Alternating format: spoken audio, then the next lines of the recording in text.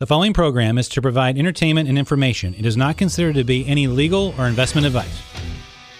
Good morning, appraisers. Let's talk some real estate. You're listening to the Voice of Appraisal, the #1 appraisal podcast in America that brings you the latest news and information from the front lines of the real estate market. Anything from market conditions, appraisal regulations, cryptocurrencies, big bank news. Folks, you have a question, we have all of your answers. We are the one-stop source for all of your real estate appraisal information needs. If you want to be in the know, you have definitely tuned in to the right show. I'm your host, Phil Crawford. Happy to have all of you here with us today. Kevin, how are you, my friend? How you doing? We got so much news. Yeah, we got a lot to go over. I do have a quick question for you, though. Yes. Talking about being on cutting edge. Yes. I was wondering what your thoughts were about the congressional hearing they just had Wednesday on Facebook's Libra. Libra is freaking them all out, isn't it? It is starting to freak them all out when it comes to cryptocurrencies, and it's going to be a big battle, especially with the currency side and also the blockchain and how that affects property tokenization. All of that stuff will be covered later on when it comes to our Noble Education courses that we're going to be offering to findmyappraiser.com representative appraisers. But yeah, it is going to be a big deal. Representative Sherman does not like Bitcoin. He's like a Sherman tank. He's like a Sherman tank when it comes to Bitcoin. No, he doesn't like it. So just remember, we're updating the Macroeconomic Report weekly right now to all FMA representative appraisers. The reason why is because I think with so much going on with the Federal Reserve talking about lowering interest rates once again, it appears that the president is really pushing Jerome Powell to keep interest rates low as he possibly can. I've never seen a president I've never seen a president like this one, period. No matter what, I've never seen a president like President Trump. Let's keep it clean. Yeah, no, it's just true. There hasn't been one like him in a long time. But I will tell you, he wants to keep those interest rates low. If the interest rates stay low, then that means that you could be looking at this massive and gigantic asset bubble that could, in fact, burst in the real estate markets. And if it gets to be in a situation where we have this huge asset bubble, then all of the effective dates of your appraisal reports, because remember, an appraisal is a snapshot in time for that day, you have to know what's going on a macro level. I think a macro level is going to affect a lot of what happens to real estate in the future, especially when it comes to its value and its prices and things like that.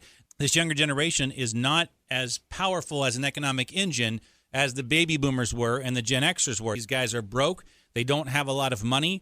And I think when these asset prices continue to rise and to rise and to rise, eventually something's going to have to give when it comes to the values and prices. And you need to know where you were when economically on a macro level when you do that appraisal. I'm sorry. That's just something that I'm doing in my business. You can sit there and think I'm crazy. You can think I'm nuts. I don't care what it is. I'm incorporating more and more macroeconomic theory and macroeconomic information in all of my reports. Also, the Crawford Report, I changed the format. A lot of you have asked for a different format, one that's a little bit easier to put into a residential report, one that's easier to put into your information, so I changed that around. So if you have a premium membership to Voice of Appraisal, you still get your monthly Crawford Report, and if you're a member of findmyappraiser.com, you get your weekly Crawford Report. That's your macroeconomic report, and that's a great instrument to take to your realtor meetings, to all the events that you go to if you're speaking or anything like that. That's a great way to start up a conversation. Another thing here really quick, this is starting to really worry me. This is an excellent article out of boeingboeing.net. I want you to listen to this, Kevin. This is really important. Oh, by the way, Sex Panther. We got so many. We got a ton of requests for Sex Panther cologne.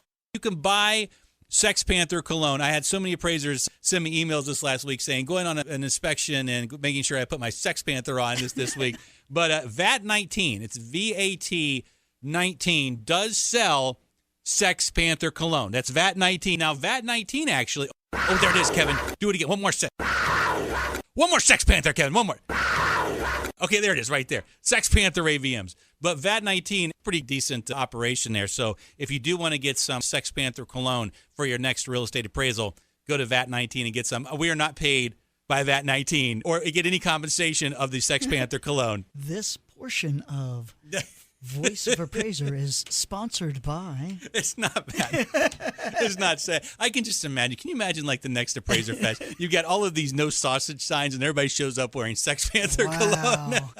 It's going to be fun, folks. It's going to be fun. But seriously, I want to get into this article here. This is from boeingboeing.net. It's an amazing article. I want you to listen to this. Remember, about 3 years ago, on this podcast, I brought up the fact that if, in fact, an American citizen has to pay a certain percentage of money to afford housing and to afford food and to afford fuel, then once you get to a certain percentage, then you stop becoming a first world country and you start becoming a third world country. Well, guess what?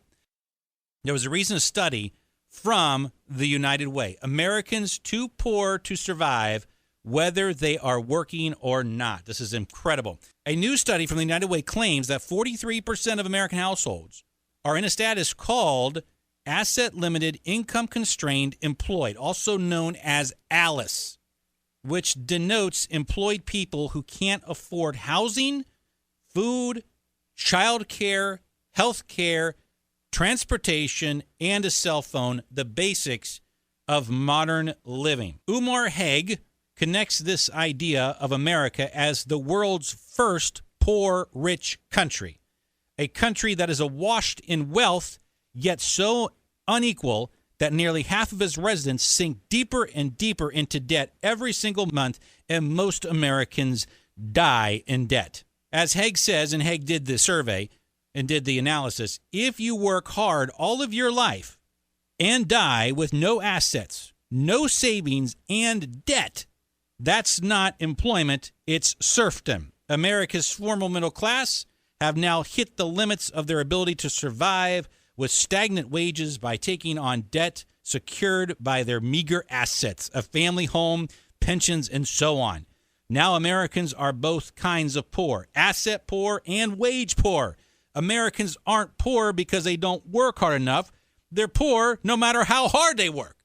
This is disgusting, Kevin. Can you absolutely believe this? This is what's going on in America today. I'm telling you, I look back over the course of the last 100 years, and I see how we had such a very strong and effective middle class. I'm telling you, that is really not the norm throughout history. The norm throughout history is rich and poor. And unfortunately, in America today, I think we're going back to the whole concept of rich and poor. And why do I bring this up? Because as more and more Americans get into debt, there's going to have to come a time when they're not going to be able to afford housing anymore. It's going to have a serious effect. And as these asset bubbles continue to go up and up and up and higher and higher and higher, the new buyers that come in, folks, they're not going to be able to afford any of these things, and supply and demand will take over, and values will start to go down because of the lack of the wages, the lack of wage inflation, and the fact that they're so far in debt that they can't even afford to buy a house. Your thoughts on it, Kevin? Your thought? A.L.I.C.E is the name of it. A.L.I.C.E. One of the things I was going to say, Phil, quick, off the top of your head. Yes. When was the last time the federal government did a COLA? Oh, the cost of living allowance, you mean, for Social Security? Right. I don't know. I don't know. I don't think they're doing it as much as they used to. Exactly. Because everything's stagnant. Everything's, appraisers always talk about where our fees are the same as they were 15 or 20 years ago. It's everybody. Everybody's on this stagnant wage cycle here, and it's really causing some problems. Eventually, the bubble that we're pushing when it comes to values in real estate is not going to be sustainable based upon the demand that's coming in. There won't be the demand because they don't have the money to buy the houses. It's going to pop. And it's going to pop. Perfect example is there are people out there paying more in rent right now than if they bought a house with their mortgage payment. I know. But at the same time, remember, those people that are paying more in rent can't buy the house. They can't get the down payment. See, what happens, though, is this. They did this in England, I think it was like 3 years ago, where it was the Help to Buy program, where the government of England just gave people the down payment to buy the house. I think it was very similar to that cash to clunker situation that we had in 2013, where they gave somebody like $5,000 or something like that extra to buy a house. The same thing's going to hold true in this market. The next step that's going to happen is interest rates will go down, in my personal opinion. The asset bubbles will start to go up again, and then the government's going to say, look, you know what? Here's some money. Go buy a house. Go buy a house with the Help to Buy program. But all that's going to do is pump up the asset price even more, because it's just going to increase the price of the house up by 10,000 or 20,000 or 10% or 20%, whatever it is that the government's going to give away. It's happening, folks. It's right there in front of your face. It is happening.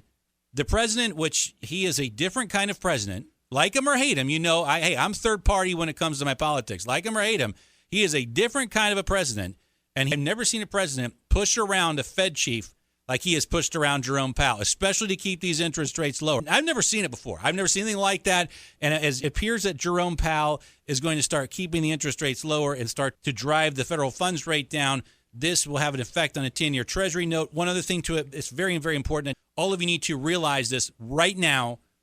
the London Interbank Overnight Rate, the LIBOR rate, does go away in 20 months. Right. So I have no idea what the bankers are going to do to take the place of LIBOR, which does have a lot to do with mortgage rates and financing. So we're going into this weird storm in 2020, and all of us need to know where we were when as of the effective dates of these appraisals. You got this grin on your face. What are you what are you laughing at? What I'm laughing at. What I'm laughing at is it's not funny. Well, no, it's not. But what I like is you're looking at politics exactly as an appraiser. You're third party, unbiased. Third party, unbiased. You have to look at all sides. You got to put your emotion away and look at all sides. So I don't know. This is amazing. This Alice situation. It's Alice in Wonderland. It's Alice in Wonderland. Asset limited, income constrained, but you are employed.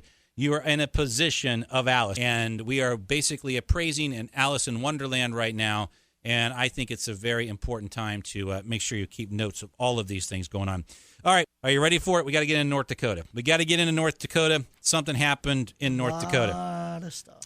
The Appraisal Subcommittee on July 9th granted a request from North Dakota to temporarily put a waiver on appraisals and appraisal licensing requirements after state officials claimed that there was a scarcity of appraisers in North Dakota. All right, so they're saying that there's a scarcity of appraisers, not enough appraisers in North Dakota. Remember, all this goes back 24 months ago to that bottleneck that we had. We had a terrible bottleneck in the appraisal industry and in the appraisals that were being done about 24 months ago. Everybody screamed shortage, especially all of the rural county and the rural representatives out there. There's a shortage of appraisers because why? Because they were getting letters from all of their constituencies saying, hey, look, we don't have an appraisal, or the appraisals are costing this much or that much. Anyways, that being said, North Dakota went to the appraisal subcommittee, asked for a waiver. The A.S.C. did grant them a waiver. It is for 1 year only. I guess it's going to be renewable. It is for both residential and commercial appraisals. Basically, what this waiver is saying is a temporary waiver not from appraisals. So you still have to do an appraisal, but it's a temporary waiver from the licensing requirement. Now, let's just break this down.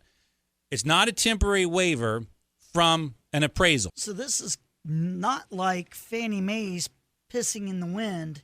No, as a matter of fact, is something totally different. Yeah, all GSEs, as far as I know, unless they're using the magic camera, because there was a recent AMC that gave out this. There's a recent. I know there was a recent AMC. I'm not going to mention the name. That did this webinar. They got 500 appraisers on this webinar. And the funniest part about the webinar is that there's just no questions. I mean, the presenter, I'm not going to say her name. The presenter was saying, okay, do we have any questions? Do we have any questions? And 500 people on a webinar, and no one is asking any questions. It's the funniest damn thing I've ever seen in my entire life. And they're talking about the bifurcated price, talking about all the bifurcation and things like that Fannie Mae's looking at. And they've got this magic, gigantic, huge camera, and they're going to walk into a house, and they're going to set it in the corner, Kevin, and it's going to do this virtual tour. Have you ever seen that online where you get the virtual tours, like the realtors and stuff? I'm sitting there as an appraiser going, can you imagine going to this house at 6 p.m., Mom and Dad are just now getting home from a hard day at work. Now they left that house that morning, probably not in the best condition. You walk into the bedroom, there's like old underwear there and everything else. There's like a bunch of crap on the kitchen counter. And you walk in there with this big old fat camera and you're like, I'm going to sit here and we're going to do a 3D. We're going to do a 3D on your dirty underwear in this bedroom. That's really going to go over really well with all of the homeowners out there today, the property sellers and all that stuff. This is top-notch bifurcation, baby. This is chronic. This is awesome bifurcation with the magic camera that this AMC is coming. I'm not going to say the name of the AMC because I've got more class than that, but I'm just saying it is just part of it. Go ahead. What were you going to say? I was just going to say, it reminds me, could you see going in to do the 3D of the 3D, house, right, yeah. 3D of the house a long time ago that you mentioned with your experience in the bedroom? Yeah. Can you imagine what somebody about putting that away, And you go out there, you do they got 3D view of that thing. Wow. You have a 3D view of the Valentine's Day appraisal. Oh, my gosh. So that's the chronic bifurcation that Fannie Mae is looking at right here. Another thing really quick, I'm going to get back to North Dakota in just a minute. I know I'm all over the place today. That chronic bifurcation thing, though, Kevin, that's, I think on the level of privacy, let's say, for instance, you walk into a house and you come in with this big old magic camera.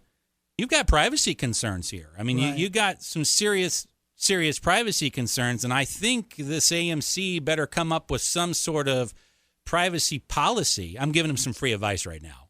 They better come up with some damn good privacy policies with this magic camera. That's all I have to say. Because when you do a virtual tour and you're doing one for the purchase of a home or selling a home, that home is staged perfectly and ready for that virtual tour, okay?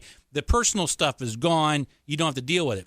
You're doing an appraisal for like a refinance, and you go out there and you stick this camera in, you better have a privacy policy in place. That's all I got to say. You better damn well not have a kid in that room when you sit there and do that little 3D view and stuff. The other thing is they're data collecting. So this is very important also, because I may let the cat out of the bag on this, and if I do, I know I'm going to get in a little trouble here. I know. They're data collecting. Remember to send your emails. No. Okay. I have to think to myself in my own way, how would I handle this? You go into a house, and you're collecting data on how old the refrigerator is, or how old the oven is, or the stove, or the microwave. Now, let's just think about this for just a minute, Kevin. You got all this data. You got these 3D shots. You have a complete list of all of these addresses and who has a 10-year-old furnace, who has a 20-year-old furnace, who has a 10-year-old range. So you've got a list here of what every house has in it and how old the furnaces are and how old all of the appliances are and things like this. What would you do with that, Kevin? If you had that list compiled together of all this data, all the remaining economic lives of all these different appliances and mechanical parts of this house, what would you be tempted to do with that? That would be a very gold mine for the people out there that do HVAC. Oh, there you go. Think about it. You got all that data. You sell it. You sell it. You sell the data. You sell it off to Home Depot, to Lowe's, to HVAC companies, to that other hardware store. Don't bring them up. To that other one. You know, what happens if all of a sudden that data that you're collecting, because you've got the magic camera, all of a sudden becomes this other revenue generation that you can create. You can revenue generate off of it because you're selling data. Now, selling that data, is that a violation of the Uniform Standards of Professional Appraisal Practice confidentiality rule? I would say so. I would say so. So you better damn well have some privacy policy there too, saying whoever goes into the property to do the 3D magic camera picture, shot, where there's no questions at all. Whoever goes in that property better make sure that that privacy statement is signed by that homeowner. Oh, yeah, folks. Oh, yeah, there could be a lot of problems with this. I could see a lawsuit How many times have you done an appraisers out there, where people ask you, where are these pictures going? I want to know, where are these pictures going? If you come out with the magic camera and they're, hey, look what I got here. Folks, I mean, it's just, it's going to be shipped off to an appraiser 5 states away, and they're going to be looking at your dirty laundry and stuff. It's not broken. The system that we have right now is not broken. Modernization will take care of itself. As long as appraisers are paid customary and reasonable fees, and as long as the economics behind being an appraiser makes sense, then appraisers will innovate themselves. When I first got started in this business, Kevin, I'm not lying to you. When I first got started, there were 2 appraisers in this town. One of them converted a conversion van over to a mobile office. It was really cool. He had one of those 1999 CPUs, stuck in the back of it. He could write an appraisal on the road. It was a little bit easier that day because the 1004 was easier to fill out. He was ready to go. He innovated to meet the times, okay? There was another appraiser that converted over a limousine. His wife would drive while he was in the back of the limo writing out the appraisal reports. At that time, it was by hand, but still, he would write them. They innovated. Appraisers, the smart ones, will innovate, and we will be able to deliver a good quality report, and you really don't need to have this bifurcated product where you have the magic camera on site, because the magic camera is not going to see the creak in the floorboards, or it's not going to hear the creaking floorboards. It's not going to be inside the house where you can feel it off tilt a little bit by a few degrees. The magic camera is not going to do that. Bifurcation should not be chronic. Bifurcation should be what it was designed to be, and that is for portfolio acquisition, for low LTV, for equity lines, things like that. But do not mainstream chronic bifurcation and call it modernization, especially when you're dealing with 43% of the population in the state of A.L.I.C.E. You think that is really smart to be using that as risk assessment? No, these are not good ideas. These are not good ideas. So let's get back to North Dakota and talking about the A.S.C. appraisal waiver. Now, here's how I look at it, okay? First of all, this is going to be done for in-house loans granted by lenders. So it's not going to be any of the loans that are sold to Fannie and Freddie. Okay, so that's important. That's number one. Number two, it's done for commercial. It's done for residential property. I don't think you're going to have any problems over the next 12 months in North Dakota when it comes to fraud. Now, remember, here's the kicker when it comes to doing an appraisal in North Dakota. If you're not licensed and you're not certified, if you still do an appraisal, it has to be UsePAP compliant. So what I think has happened here in a very unique way, and you can think I'm stupid, maybe you found a way to bring the appraisal profession back to a pre-1991 status. Let me explain this a little bit further, okay? UsePAP is like a tree in the woods. If it falls, no one hears it. It has to have some guts. It has to have some oomph. It has to have the A.S.C., the Appraisal Subcommittee, which is the glue that holds the whole thing together. So you are regulated based upon UsePAP. UsePAP is the standard to which you're regulated under. Now, if you're a non-licensed appraiser in North Dakota, you still have to write an appraisal to be UsePAP compliant. Now, have you ever seen a non-licensed appraiser try to write a UsePAP compliant appraisal? I have never seen it. I've seen non-licensed people try to write appraisals, and they suck. But I've never seen someone try to write it to be in compliance with UsePAP. That's a tricky situation, Kevin. That would be like, hey, Kevin, write this appraisal, but make sure it's UsePAP compliant. And I'm going to tell everybody in North Dakota this, and especially if you're a North Dakota bank, I want you to listen to me. This is serious. And don't tell anybody. Don't let this get out because I don't want to have David Bunton hear it. Okay, I just don't want to have him hear it. Don't tell anybody. UsePAP is like flying a 737 MAX. Okay, it'll get you from point A to point B, but it is inherently broken. The thing is broken. It requires revisions every 2 years. And I'll tell you something. I've been in this business now for 20 years. 20 years, and if I wrote what I would consider to be a UsePAP compliant report, and I put it on a desk, and I had 10 appraisers look at it, 9 of the 10 would say it is not UsePAP compliant.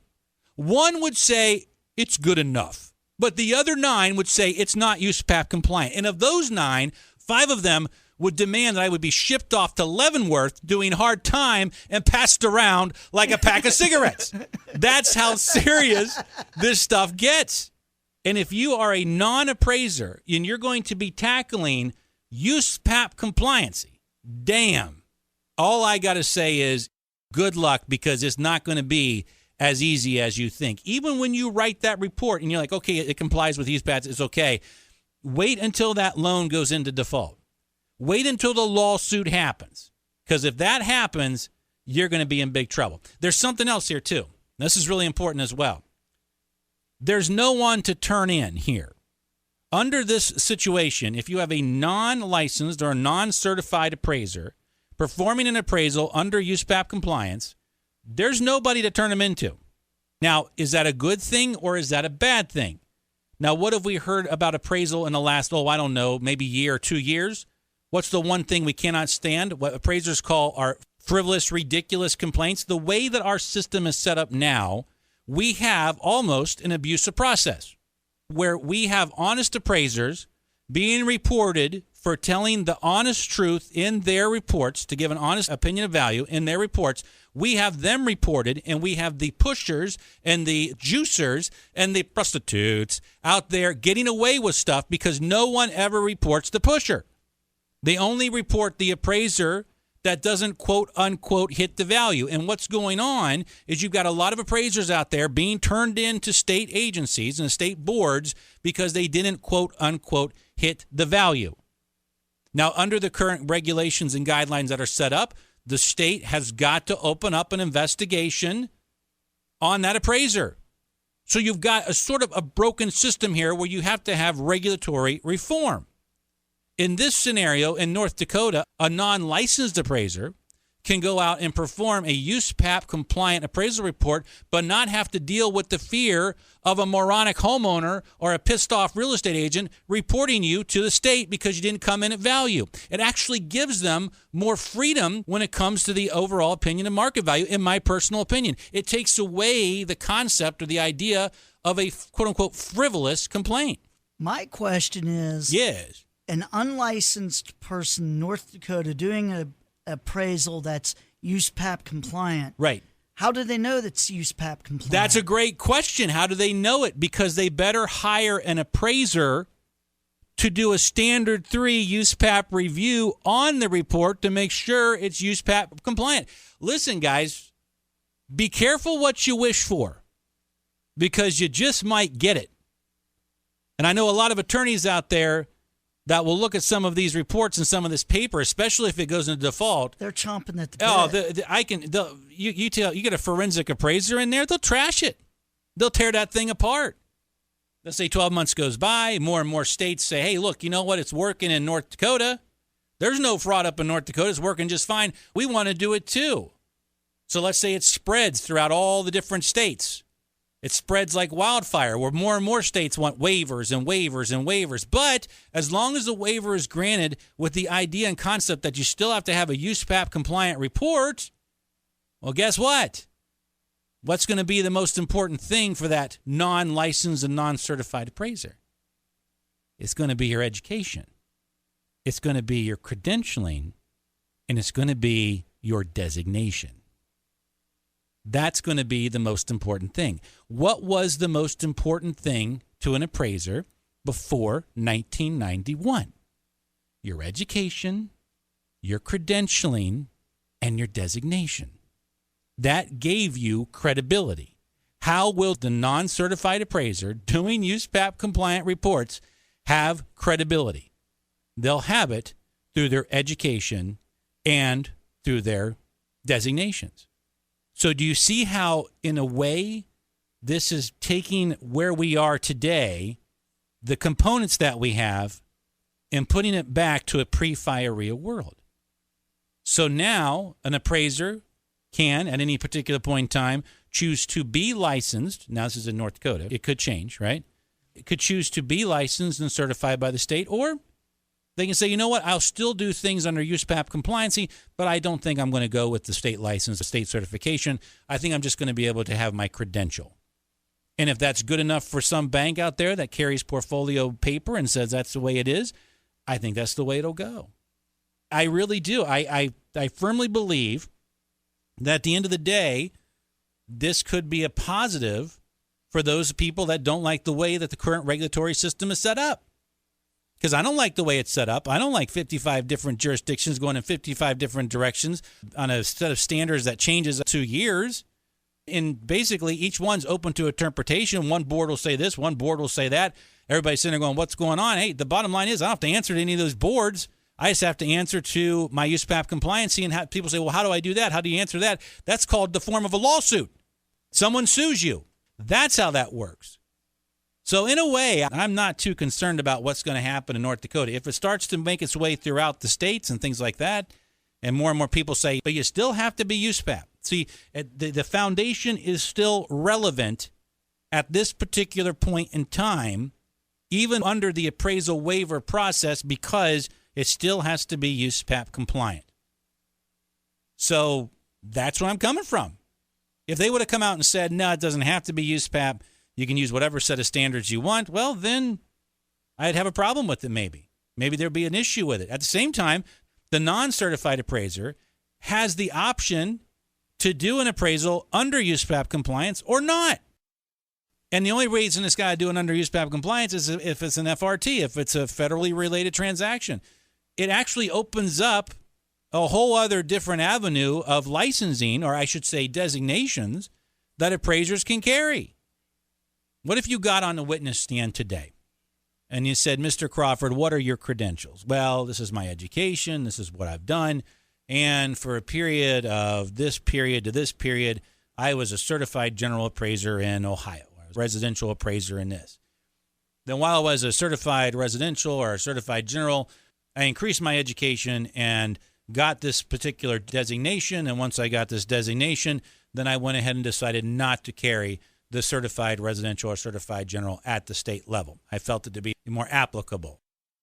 Is that a good resume to have when you're on this? Yeah, I think that's a very good resume. It could be something that you see in the future.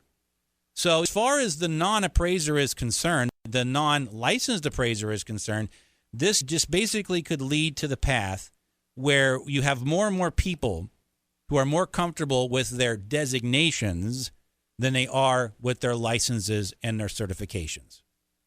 And who do you complain with when it comes to somebody doing that? That's where you go to whoever they're designated with, whoever they carry their credentials with, and say, so-and-so didn't do this right, so-and-so didn't do that right. And that credentialing organization will have to deal with at that time.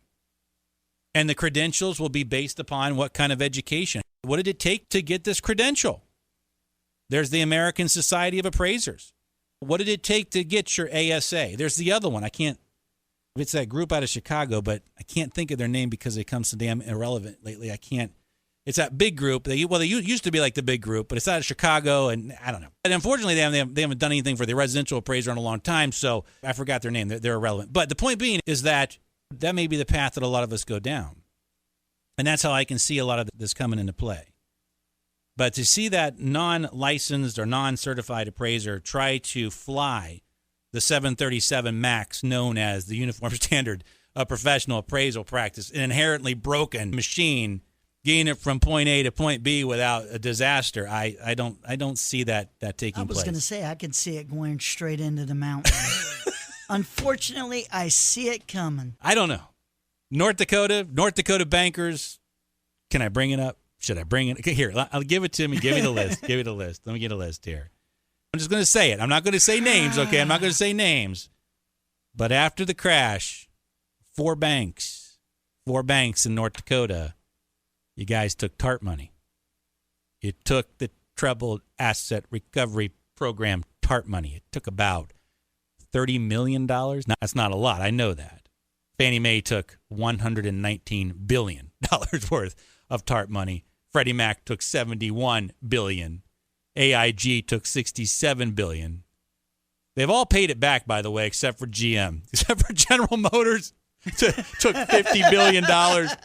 And you wonder why your cars are so high-priced. I know, and they still owe $11 billion. Can you believe that? Can you believe that? They still owe it. It's crazy. Bank of America took $45 billion. Citigroup took $45 billion. JP Morgan took $25 billion. But four banks in North Dakota, you took some money. You took some money. Everything that I've said, everything that I've heard, and everything I've read is saying that if there is another bubble, by the way, where do we get that from? I got to source that. What is that? ProPublica? Yeah, ProPublica. This is a list of auto companies and banks after the TARP money, the bailout. But from all the information I've seen out there, you could be walking into a situation where you have another asset bubble crashing. Looks like another repeat to me. Looks like another situation where you've got interest rates going down. Federal government may come in with a Help to Buy program in a couple of years. That's going to drive asset prices up. Is this really the good time to do it? Are you really prepared to start doing UsePAP compliant appraisal reports, non-licensed and certified appraisers? Are you ready for it? It's not as easy as it looks. It's not as easy as it looks. But at the same time, if you're not willing to get licensed and certified with your state because you're scared about being turned in, maybe you don't want to deal with that kind of regulation, then go become a highly designated appraiser with a high level of credentials. We're starting to see it now. Have you seen Texas? Have you seen what's going on in Texas? Have you seen what's going on in the great state of Texas? The investigations are up. They're up big time. People are mad. People are upset. People are ticked off because appraisers are not appraising as high as what they need to appraise at. And I bet you a damn dime to a donut that there's going to be a lot of honest appraisers in there that honestly did their job and produced a credible opinion of value, but now guess what? Now they're under investigation. It's happening in Texas left and right. I don't know what is going on in Texas. Everybody's out there pie in the sky dreaming about their value in the big, great state of Texas. Kevin, I've never seen it like it before. It's crazy. A lot of the complaints are coming from non-intended users. We're going to have to start a new hashtag, Kevin. A new hashtag. Proudly reported. Proudly reported. Hashtag proudly reported. That's what it is, Kevin. You wear that like a badge of honor, not like a scarlet letter. I was proudly reported for producing a credible appraisal report. I tell you something, folks. It is. This is kind of amazing here. Let's see how it rolls. Let's see what happens when it comes to the great state of North Dakota. For those of you up there in the North Dakota banks, be careful. UsePAP's not as easy as you think it is, and you better watch it. Because the magic cameras and the chronic bifurcators and all this stuff are coming down the pike. And if you're going to sit there with corrupted data and data pollution and you're going to try to produce an appraisal report to UsePAP standards with corrupted data because all the magic cameras are coming your way, ooh, I don't know, folks. I don't know. Sounds like to me that if I was a UsePAP instructor, and again, I'm giving away billions of dollars worth of information. If I was a UsePAP instructor, I'd be getting my ass up to North Dakota right now. I'd be like, here I am. This is where I am. I'm a UsePAP instructor. You get Maureen Sweeney in front of a bunch of bankers for a 7-hour UsePAP update or even a 14-hour or 15-hour UsePAP update. Kevin, these bankers are going to be like, oh, what the hell? Just hire the f***ing appraiser.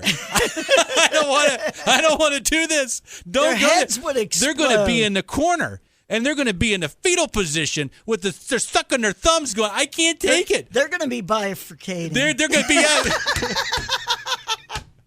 they're going to be crying to their mama, bifurcating in the corner. It's not going to work, Kevbo.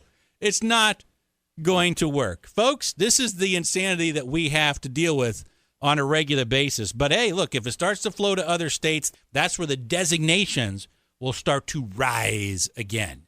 And if you are an organization out there that supplies designations, well, then maybe, just maybe, you will start to see your membership increase. But only if you back up the best interest of your members will you see your membership start to increase. So there it is, Kevin. 365 days of an appraisal waiver in North Dakota. Wonder what's going to happen there, big guy. I don't know. UsePAP's a tough little plane to fly. It really is. 737 MAX. Are you ready? Here's that mountain coming. Are you ready to take it on? I don't know. Are these going to be UsePAP compliance appraisals? Or are they going to be just as nasty and as dirty as a Sex Panther AVM? Yeah, there it is, Kevin. There it is. So, ladies and gentlemen, big show day. Big show. I had a lot to go over today. I'll be back in 2 weeks. The Crawford Report comes out over the weekend for all of you findmyappraiser.com real estate appraiser representative appraisers. If you guys need anything, give us an email at info@voiceofappraisal.com, info@voiceofappraisal.com, or info@findmyappraiser.com. Lots of news and information going to be coming your way over the next month. We're working on a lot of things, and I'm really excited about it. We can't thank you enough for all of your support. So, ladies and gentlemen, we have come to the end of our show for this week. And as always, I'd like to thank you for listening as we journey through the mysteries and complexities that are, in fact, the real estate appraisal business. I would like to thank my producer, Kevin Kenny, for being here for his thoughtful insight and knowledge. God willing, we're back here very soon, continuing to report from the front lines of the real estate market. In the meantime, you kiss your spouse, you hug your children, enjoy your day. Be safe in the field. You've been listening to Phil Crawford on Voice of Appraisal. We'll talk very soon.